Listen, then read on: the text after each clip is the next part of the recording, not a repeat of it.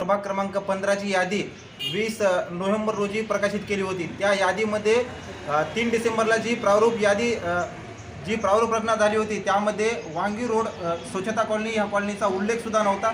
तरीसुद्धा प्रारूप यादी जी आता आलेली आहे मतदाराची, त्या यादीमध्ये त्यातील 15 मतदार हे ॲड झालेले आहेत। ते मतदार काढून घेण्यासाठी आज आम्ही परभणी शहर महानगरपालिकेला निवेदनाच्या स्वरूपात मतदार वाढत आहेत, ते काय बोगस आहेत का, कोणा त्याच्यावर म्हणजे असे दैवी शक्तीचा कोणाचा हात आहे, या सगळ्या गोष्टी तपासण्याची जबाबदारी ही महानगरपालिकेची आहे। त्यासाठी आम्ही प्रहार जनशक्ती पक्षाच्या माध्यमातून या ठिकाणी निवेदनाच्या स्वरूपामध्ये एक आक्रमक भूमिका या ठिकाणी घेतलेली आहे। जेव्हा तुम्ही एखाद्या प्रभागाची रचना करता तेव्हा एखादा भाग घेतला जात नाही, पण प्रारूप यादीमध्ये हा जो भाग आहे हा कुणाच्या सांगण्याने घेण्यात आला।